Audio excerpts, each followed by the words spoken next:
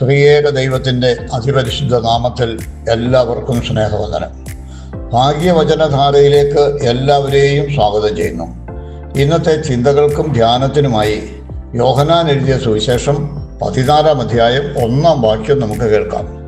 നിങ്ങളുടെ ഹൃദയം കലങ്ങിപ്പോകരുത്, ദൈവത്തിൽ വിശ്വസിപ്പീൻ, എന്നിലും വിശ്വസിപ്പീൻ. പ്രിയ ദൈവമക്കളെ, യേശു ശിഷ്യന്മാരെ ആശ്വസിപ്പിക്കുന്നതിനും ആശ്വാസപ്രദനായ പരിശുദ്ധാത്മാവിനെ നൽകുമെന്ന വാഗ്ദത്തവും നൽകുന്ന 14 അധ്യായത്തിൻ്റെ 1 വാക്യമാണ് നാം കേട്ടത്.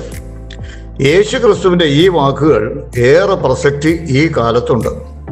കലങ്ങിയ ഹൃദയവുമായി ജീവിക്കുന്ന നിരവധി പേരെ നാം നിത്യേന കാണുന്നു. ഓരോരുത്തർക്കും ഓരോ പ്രശ്നങ്ങളാണ്. ഉത്തരം കണ്ടെത്താൻ കഴിയാത്ത നിരവധി പ്രശ്നങ്ങൾ. ഓരോരുത്തരെയും ഇവ അലട്ടിക്കൊണ്ടേയിരിക്കുന്നു. പരിഹരിക്കാനുള്ള വഴികൾ തേടി ഭാരപ്പെടുന്നവർ അനേകരാണ്. മക്കളെ പറ്റിയുള്ള ആശങ്കകളാണ് പല കുടുംബങ്ങളിലെയും പ്രശ്നം. മക്കളുടെ ഭാവിയെ പറ്റിയുള്ള ആശങ്കകളാണ് ഏറെ അലട്ടുന്ന മറ്റൊരു പ്രശ്നം.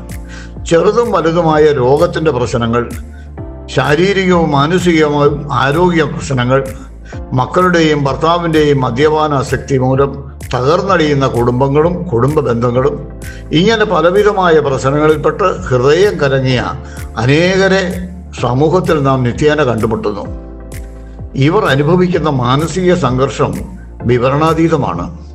പ്രശ്നങ്ങൾ എന്തു തന്നെയാകട്ടെ, ഹൃദയം കലങ്ങിപ്പോകുന്നവർക്ക് ആശ്വസിപ്പാനുള്ള ഏക വഴി യേശു ക്രിസ്തു പറഞ്ഞതാണ്. നാം തുടക്കത്തിൽ കേട്ടതും അതുതന്നെയാണ്.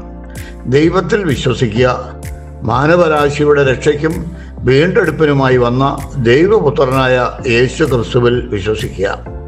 സകലത്തിൻ്റെയും സൃഷ്ടിതാവായ ദൈവം നമുക്ക് പ്രതിസന്ധികളിൽ തുണയായി നമ്മോടൊപ്പം ഉണ്ടാകും. 1 പത്രോസ് 5 അധ്യായം 7 വാക്യം ഇങ്ങനെയാണ്: അവൻ നിങ്ങൾക്കായി കരുതുന്നതാകയാൽ സകല ചിന്താകുലവും അവൻ്റെ മേൽ ഇട്ടുകൊള്ളുവിൻ.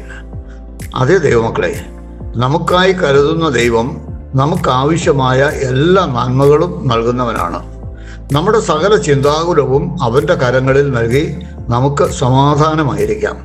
കർത്താവിൻ്റെ സഹോദരനും യെരുശലേമിലെ ക്രിസ്തീയ സഭയുടെ അധ്യക്ഷനുമായിരുന്ന യാക്കോബിൻ്റെ ലേഖനം 1 അധ്യായം 12, 13, 14 എന്നീ വാക്യങ്ങൾ ഇപ്രകാരമാണ്: പരീക്ഷ സഹിക്കുന്ന മനുഷ്യൻ ഭാഗ്യവാൻ. അവൻ കൊള്ളാവുന്നവനായി തെളിഞ്ഞ ശേഷം കർത്താവ് തന്നെ സ്നേഹിക്കുന്നവർക്ക് വാഗ്ദത്തം ചെയ്ത ജീവകിരീടം പ്രാപിക്കും. പരീക്ഷിക്കപ്പെടുമ്പോൾ ഞാൻ ദൈവത്താൽ പരീക്ഷിക്കപ്പെടുന്നു എന്ന് ആരും പറയരുത്. ദൈവം ദോഷങ്ങളാൽ പരീക്ഷിക്കപ്പെടാത്തവൻ ആകുന്നു. താൻ ആരെയും പരീക്ഷിക്കുന്നുമില്ല. അതേ പ്രിയമുള്ളവരെ, രോഗങ്ങളും ഭാരങ്ങളും കഷ്ടതകളും പ്രയാസങ്ങളും മറ്റും നമ്മുടെ ജീവിതത്തിൽ കടന്നു വരുമ്പോൾ, പരീക്ഷണങ്ങൾ നേരിടുമ്പോൾ, ഇതെല്ലാം ദൈവം തരുന്നതാണെന്ന് പറഞ്ഞ് വിലപിക്കുന്നവർ ഇപ്പോഴുമുണ്ട്. പരീക്ഷ സഹിക്കുന്ന മനുഷ്യൻ കൊള്ളാവുന്നവനായി തെളിഞ്ഞ ശേഷം ദൈവം വാഗ്ദത്തം ചെയ്ത ജീവകിരീടം പ്രാപിക്കും എന്ന് വചനം പറയുന്നു. കൊള്ളാവുന്നവനായി തെളിയണമെങ്കിലോ ഞാൻ ദൈവത്താൽ പരീക്ഷിക്കപ്പെടുന്നു എന്ന് പറയാതെ ഇരിക്കണം. അങ്ങനെ ചിന്തിക്കുക പോലും അരുത്. ദൈവം ദോഷങ്ങളാൽ പരീക്ഷിക്കുന്നവനല്ല. പിന്നെ പരീക്ഷിക്കുന്നവനാരാ? അത് ദുഷ്ടനായ ശത്രു തന്നെയാണ്. ദുഷ്ടനെ എതിർത്ത് നിൽപ്പാനുള്ള കൃപ കർത്താവ് നമുക്ക് നൽകിയിട്ടുണ്ട്.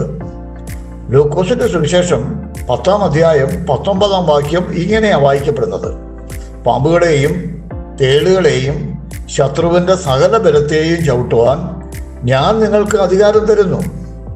ഒന്നും നിങ്ങൾക്ക് ഒരിക്കലും ദോഷം വരുത്തുകയുമില്ല.